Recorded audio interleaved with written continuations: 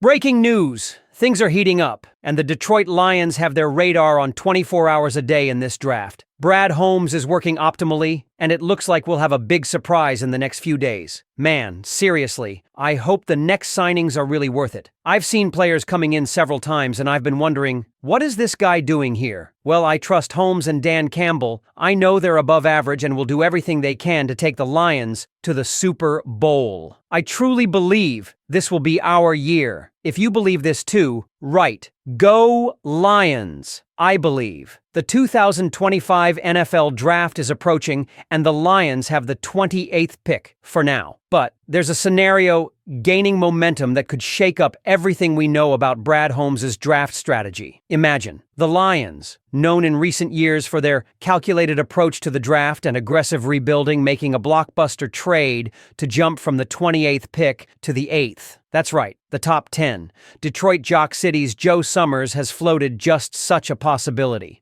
Detroit trading its 28th overall pick, a third-round pick this year, pick 102, and its first-round pick in 2026 to the Carolina Panthers. In return, the Lions would get the 8th overall pick. Now ask yourself, what kind of player would justify that kind of investment? The answer is clear. A game changer, a pass rusher with superstar potential. Names like Mule Williams and Jalen Walker have been mentioned, players who could inject explosive power from the defensive line and instantly reshape the defensive identity. It's not hard to see why fans might be torn. On one hand, giving up that much draft capital is no small gamble, especially when you're talking about a franchise that's still laying foundational bricks. But here's the kicker. The Lions are no longer in rebuild mode. They're past that. This is about ascending. It's about making the kind of aggressive push that teams on the cusp of contention make when they see a missing piece. And if that missing piece is a defensive force capable of turning pressures into sacks and closing games, then moving into the top 10 makes a whole lot of sense. But it doesn't stop there. The Lions are also carefully evaluating veteran pass rushing options. DeMarcus Walker, recently of the Chicago Bears, visited Detroit, signaling strong interest from the front office. While Walker's next move could be swayed by interest from the New York Giants, his name is firmly in the mix. There's also buzz around Zadarius Smith. And here's the reality. Detroit isn't just looking for one new pass rusher. They want both a rookie and a seasoned veteran. That's a clear indicator of the urgency within this organization. This isn't just about depth. It's about immediate impact and playoff caliber production. But while the front office gears up for possible fireworks in the draft, there's also some potential internal shakeup on the horizon. A surprise cut candidate? Brock Wright. That's right. The gritty, no-glory tight end who's done the dirty work in the trenches could find himself on the roster bubble. Last offseason, Detroit matched a San Francisco offer to keep Wright, showing just how valued he was by the coaching staff. But with 4 tight ends currently on the roster and the possibility of Detroit drafting another one, someone could be the odd man out. While Wright's skill set fits Dan Campbell's mold perfectly, a blocking first, no-nonsense player, the financial side could influence this decision, especially if a younger, cheaper option is brought in. That said, the smarter money might be on Shane Zylstra being the one at risk, considering his previous release and return to the practice squad. And let's not forget, as much as fans love the sexy picks, the edge rushers, the flashy receivers, Brad Holmes always keeps people guessing. This front office runs a tight ship. No leaks, no wild rumors, just chess pieces moving quietly, and then suddenly, boom, a major move. That's why analysts are split on where the Lions could go with the 28th pick if they stay put. Names like Donovan Ezeruwaku, a strong outside linebacker edge rusher, and James Pierce Jr., who might require a minor trade-up, are both serious possibilities. Defensive tackle Derek Harmon has also entered the chat, especially with Detroit's historic love for trench warfare on both sides of the ball. But here's a twist. Offensive lineman Kelvin Banks Jr. and even Tyler Booker have come up in mock drafts. That hints at something deeper, potential concerns about interior line depth,